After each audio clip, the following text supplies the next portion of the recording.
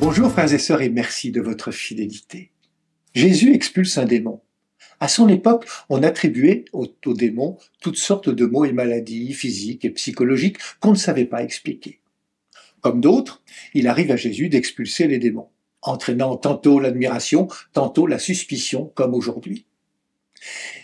Il en est même qu'il accuse d'être lui-même un démon, et d'autres qui lui demandent de prouver qu'il n'en est pas un en donnant un signe venant du ciel. Je me permets de poursuivre cette méditation en empruntant les mots au père André Dubled, ancien exorciste du diocèse d'Amiens. La réponse de Jésus à ses accusateurs pourrait être cinglante. Elle ne l'est pas. Elle est claire, évidente. Un royaume divisé ne pourra résister au temps et finira par s'écrouler. Les querelles intestines auront raison de lui. Mais Jésus va plus loin. Il en est parmi les Juifs qui font du bon travail. À leur manière, eux aussi, chassent les démons. Pourquoi ne pas les soupçonner d'être suppôts de Satan, eux aussi? Jésus a bien vu où se trouve la faille de leur raisonnement. Il n'est pas possible que le mal engendre le bien. Il ne peut qu'engendrer le mal. Le démon ne peut rien faire de bon. Seul le bien engendre le bien. On ne déclare pas une guerre en vue d'une paix.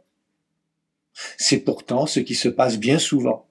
Ceux qui déclarent la guerre se réfugient derrière des arguments fallacieux qui trompent les personnes. L'actualité fourmille d'exemples douloureux. Curieusement, cela ne paraît pas évident pour beaucoup. C'est le cas dans cet évangile que nous méditons aujourd'hui. Aussi, une fois encore, Jésus cherche à entraîner ses auditeurs dans la vérité en leur proposant une nouvelle parabole. Celle d'un homme fort dominé par un plus fort. Il souligne que le premier est bien armé, et ceux qui vivent sous sa domination sont en sécurité. Sécurité, paix garantie par une force assurée par la violence des armes. Armes qui ne sont pas seulement des couteaux ou des fusils. Survient alors un autre, plus fort, mais non armé. Justement, sa force vient de sa douceur, de sa non-violence. Il chasse celui qui s'est emparé du pouvoir et qui n'est riche que de ce qu'il a volé.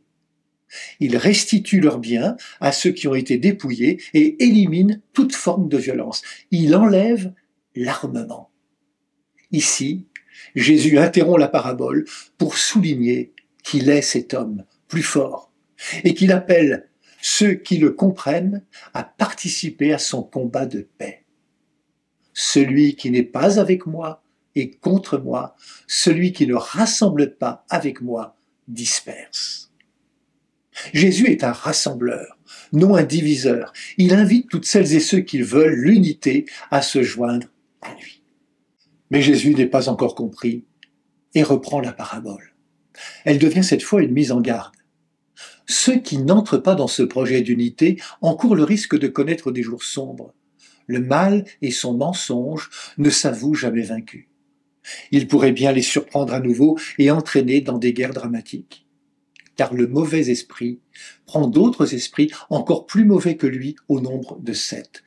Ce mauvais esprit ne se nourrit que de ce qu'il vole, car il ne peut qu'errer dans des lieux arides et n'a d'autre solution que de s'installer là où la vigilance n'est pas pour se nourrir des biens qu'il trouvera. Quoi qu'il arrive, quoi qu'on dise autour de nous, soyons des artisans de paix, non à la violence. Jamais, en aucun cas, elle ne peut être justifiée. Heureux les artisans de paix, car ils seront appelés fils de Dieu. Bonne journée à toutes et à tous. Prenez bien soin de vous et des autres.